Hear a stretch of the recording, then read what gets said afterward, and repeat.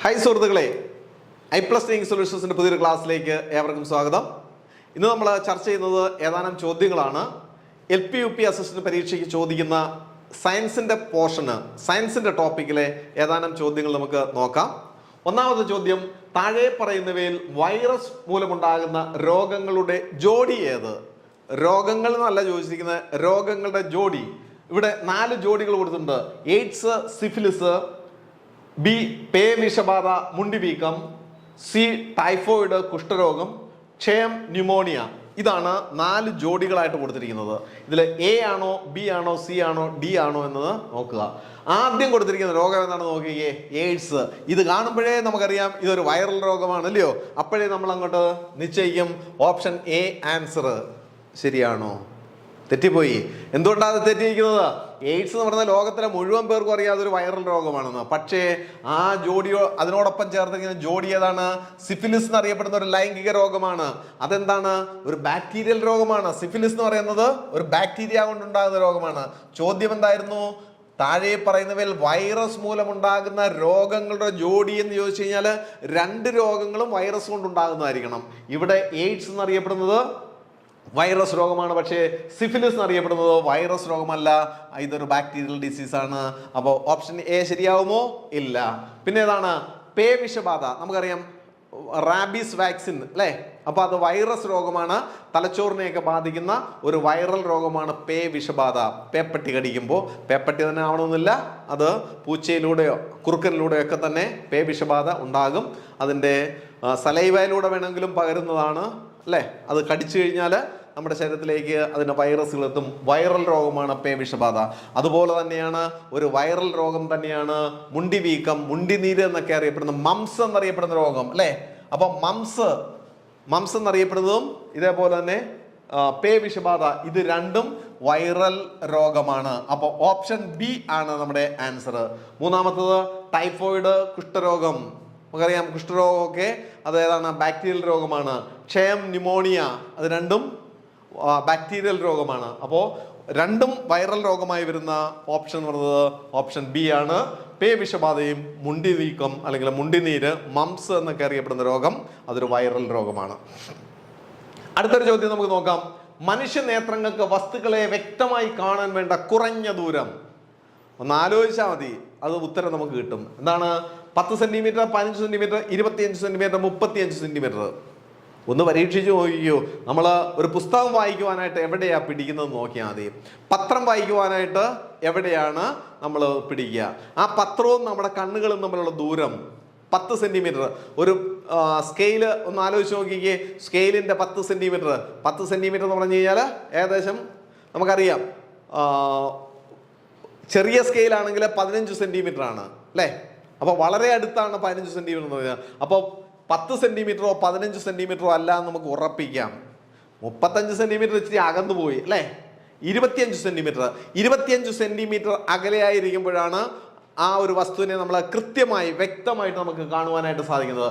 അപ്പൊ മനുഷ്യ നേത്രങ്ങൾക്ക് വസ്തുക്കളെ വ്യക്തമായി കാണാൻ വേണ്ട കുറഞ്ഞ ദൂരം എന്ന് പറയുമ്പോൾ നമ്മൾ ആലോചിക്കുക, പെട്ടെന്ന് നമ്മുടെ മനസ്സിലേക്ക് വരേണ്ടതാണ് നമ്മൾ പുസ്തകങ്ങൾ വായിക്കുക, ബുക്ക് വായിക്കുക. അതാണ് കാഴ്ച വളരെ പെർഫെക്റ്റ് ആയിട്ട് കണ്ടാൽ മാത്രമേ നമുക്കൊരു സാധനത്തെ വായിച്ചെടുക്കുവാനായിട്ട് സാധിക്കുകയുള്ളൂ അല്ലേ.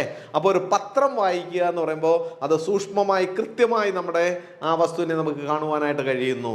അതിൻ്റെ അകലം എന്ന് പറയുമ്പോൾ 25 സെന്റിമീറ്റർ ആണ്. ഓപ്ഷൻ സി ആണ് ആൻസർ, 25 സെന്റിമീറ്റർ. മൂന്നാമത്തെ ചോദ്യത്തിലേക്ക് നമുക്ക് നോക്കാം. സസ്യങ്ങളിൽ ജലസംവഹം നടക്കുന്നത് ഏതിൽ കൂടിയാണ്? വേരാണ് വലിച്ചെടുക്കുന്നത്. വേര് വല്ല എവിടെ കൊടുത്തിട്ടുണ്ടോ? ഇല്ല. പാരങ്കൈമ, ഫ്ലോയം, സ്ക്ലീറങ്കൈമ, സൈലം എന്നൊക്കെ കൊടുത്തിരിക്കുന്നത്.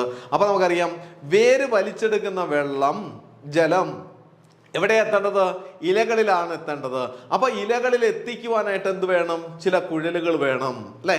അപ്പൊ സംവഹനത്തിന് വേണ്ടി പദാർത്ഥങ്ങളെ സംഭവിച്ചു കൊണ്ടുപോകാനായിട്ട് 2 തരത്തിലുള്ള കുഴലുകളാണ് ചെടികളിലുള്ളത്. ഏതൊക്കെയാണ്? അതൊന്ന് സൈലവും മറ്റൊന്ന് ഫ്ലോയവുമാണ്. ഒന്ന് സൈലം, 2 ഫ്ലോയം. പാരങ്കൈമ എന്നറിയപ്പെടുന്നത് സെല്ലുകളാണ് അല്ലേ, സെല്ലുകളാണ്. അവിടെ സ്റ്റോർ ചെയ്യുവാനായിട്ടും ഒക്കെ അതിന് ഫംഗ്ഷൻ ഉണ്ട്. പക്ഷേ ഒരിക്കലും പാരങ്കൈമ സെല്ലുകളിലൂടെ അല്ല അവിടെ സംവഹനം നടക്കുന്നത്, ജലത്തിന്റെ സംവഹനം നടക്കുന്നത്. ചെറിയ തോതിലൊക്കെ നടക്കുന്നുണ്ട്. പിന്നെ സ്ക്ലീറങ്കൈമ എന്നറിയപ്പെടുന്നത് ഡെഡ് ആയിട്ടുള്ള ടിഷ്യൂസ് ആണ് അല്ലേ, നിർജീവമായ കലകളാണ്. അത് താങ്ങും തടിയും അതിന് സപ്പോർട്ടൊക്കെ കൊടുക്കുന്ന ഒരു ധർമ്മമാണ് സ്ക്ലീറൻകൈമ. അപ്പോൾ പാരൻകൈമയല്ല, സ്ക്ലീറൻകൈമയല്ല. പിന്നെ വരുന്ന ഏതൊക്കെയാണ്? സൈലവും ഫ്ലോയുമാണ്. തമ്മിലുള്ള വ്യത്യാസം എന്താണ്? സൈലം എന്ന് പറയുന്നത് അപ്വേർഡ് കണ്ടക്ഷൻ വേണ്ടിയുള്ളതാണ്, മുകളിലോട്ട് കൊണ്ടുപോകുന്നതാണ്, അപ്വേർഡ് കണ്ടക്ഷൻ.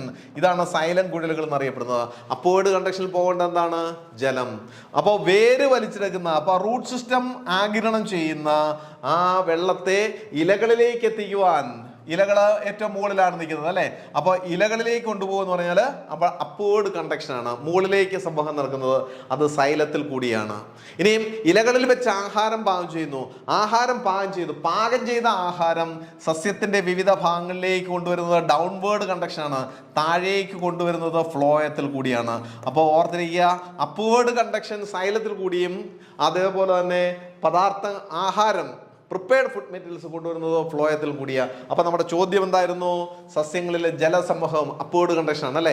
ജലം കൊണ്ടുപോകുന്നത് ആരിൽ കൂടിയാണ്? ഓപ്ഷൻ ഡി, സൈലത്തിൽ കൂടിയാണ്. അടുത്തൊരു ചോദ്യം നമുക്ക് നോക്കാം.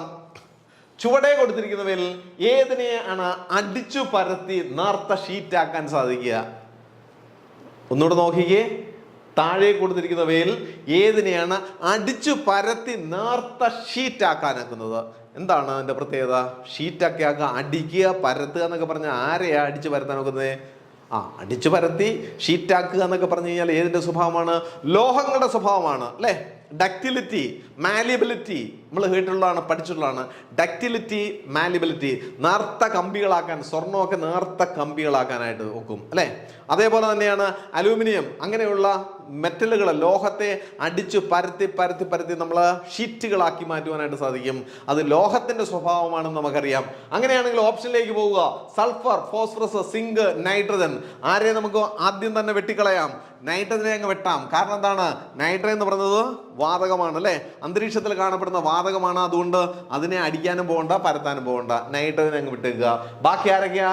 സൾഫർ, ഫോസ്ഫറസ്, സിങ്ക്, 3 ഓപ്ഷനുകളാണ് ഉള്ളത്. ഇനി ഒഴിവാക്കാൻ പറ്റുന്നത് 2 പേരെ ഒരുമിച്ച് നമ്മൾ ഒഴിവാക്കും. ആരെയൊക്കെയാണ്? സൾഫറിനെ, ഫോസ്ഫറസിനെ ഒഴിവാക്കും. കാരണം എന്താണ്? നോൺ മെറ്റലാണ്, അലോഹങ്ങളാണ്. ലോഹങ്ങളല്ല, സൾഫറും ഫോസ്ഫറസും ലോഹങ്ങളല്ലാത്തതുകൊണ്ട് അടിക്കാനും പോകണ്ട, പരത്താനും പോകണ്ട. അപ്പോൾ ചുവടെ കൊടുത്തിരിക്കുന്നതിൽ ഏതിനെയാണ് അടിച്ചു പരത്തി നേർത്ത ഷീറ്റാക്കാൻ സാധിക്കുന്നത് എന്ന് പറയുമ്പോൾ ഒരൊറ്റ ഒരെണ്ണം മാത്രമേ ഉള്ളൂ ലോഹമായിട്ട് വരുന്നത്. ഏതാണത്? സിങ്ക്. അപ്പോൾ ഓപ്ഷൻ സി, സിങ്ക് ആണ് നമ്മുടെ ഉത്തരം. അവിടെ ശരിയായിട്ടുള്ള ഓപ്ഷൻ സി ആണ് ആൻസർ, സിങ്ക്. സിങ്കിനെ നമുക്ക് ലോഹമായതുകൊണ്ട് അതിനെ അടിച്ചു പരത്തി നേർത്ത ഷീറ്റുകളാക്കുവാനായിട്ട് സാധിക്കും. അടുത്തൊരു ചോദ്യത്തിലേക്ക് നമുക്ക് പോകാം. ദ്രാവകങ്ങളുടെ ഏത് ഗുണമാണ് തെർമോമീറ്ററിൽ പ്രയോജനപ്പെടുത്തുന്നത്? നമുക്കറിയാം, ക്ലിനിക്കൽ തെർമോമീറ്റർ തന്നെ നമ്മുടെ ഊഷ്മാവ് അളക്കുവാനായിട്ട്, ശരീരത്തിൻ്റെ ഊഷ്മാവ് അളക്കുവാനായിട്ട്, അല്ലെങ്കിൽ അന്തരീക്ഷത്തിൻ്റെ ഊഷ്മാവ് അളക്കുവാനായിട്ട് തെർമോമീറ്ററുകളുണ്ട്. അങ്ങനെയുള്ള തെർമോമീറ്ററുകളിൽ ദ്രാവകങ്ങളുടെ ഏത് ഗുണമാണ് ഉപയോഗപ്പെടുന്നത്? എന്താ അതിനകത്ത്? ദ്രാവകം വല്ലതും ഉണ്ടോ? ഉണ്ടല്ലോ അല്ലേ. അതിനകത്ത് മർക്കുറി എന്നറിയപ്പെടുന്ന ദ്രാവക രൂപത്തിലുള്ള ലോഹമാണ് അവിടെ ഉപയോഗിക്കുന്നത്. മർക്കുറിയാണ് ഉപയോഗിക്കുന്നത്, ദ്രാവകമാണ് അവിടെ ഉപയോഗിക്കുന്നത്. ഇനി ആ ദ്രാവകത്തിന്റെ ഏത് സ്വഭാവമാണ് ഇവിടെ പ്രയോജനപ്പെടുത്തുന്നത്? ഒന്ന് ആലോചിച്ച് നോക്കിക്കേ.